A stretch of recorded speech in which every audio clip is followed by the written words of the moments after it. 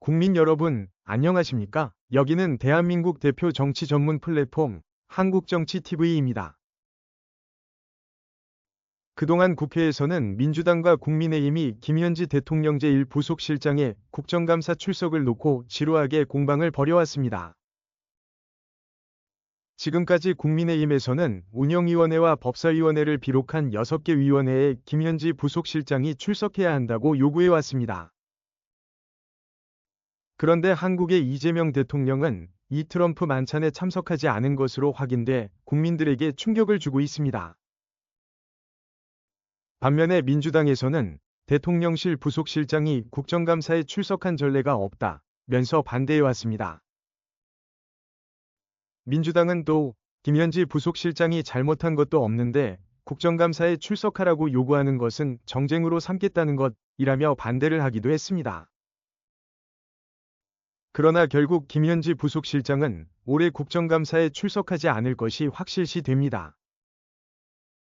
이와 관련해서 10월 29일 국회 운영위는 전체회의를 열고 김현지 실장을 비롯해서 주요 일반 증인 채택 문제를 논의했습니다. 그러나 기관 증인만 채택한 채 회의를 마쳤습니다. 이처럼 여야의 일반 증인 참고인 합의 불발로 운영위 국정감사는 증인이 하나도 없이 진행될 예정입니다.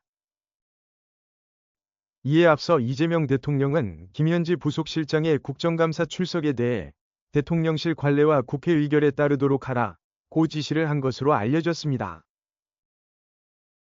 그래서 김현지 부속실장이 국감에 출석할 가능성이 있다는 관측이 나오기도 했습니다. 그러나 이날 국회 운영위 전체회의에서 민주당은 김현지 부속실장을 오전에만 출석시키자고 주장했습니다. 반면에 국민의힘이 오전뿐만 아니라 오후에도 나와야 한다고 주장하면서 결국 합의에 실패했습니다. 국회증언감정법에 따르면 국정감사 증인 출석 요구서는 출석 요구일 7일 전까지 송달돼야 합니다.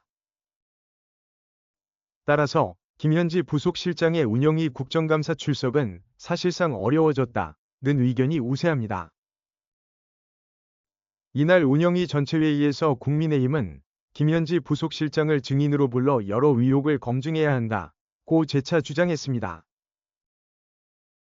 김은혜 국민의힘 의원은 국가위전서열 3위인 대법원장은 그렇게 불러내서 조롱하고 호통하면서 왜 1급 비서관은 오는 걸 이렇게 쩔쩔매고 눈치를 보느냐고 지적했습니다.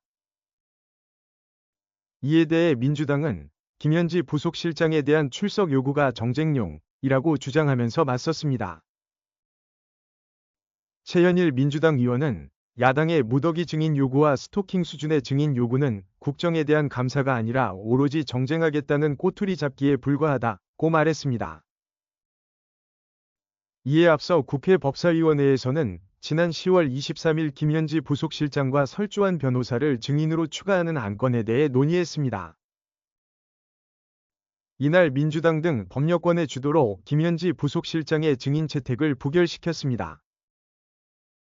시청해주셔서 감사합니다. 한국정치TV는 국내 최초로 탄생한 중립적, 객관적, 과학적, 불편부당한 독립정치 미디어입니다. 여러분의 구독과 알림, 자발적인 후원은 채널의 제작과 운영에 큰 힘이 됩니다.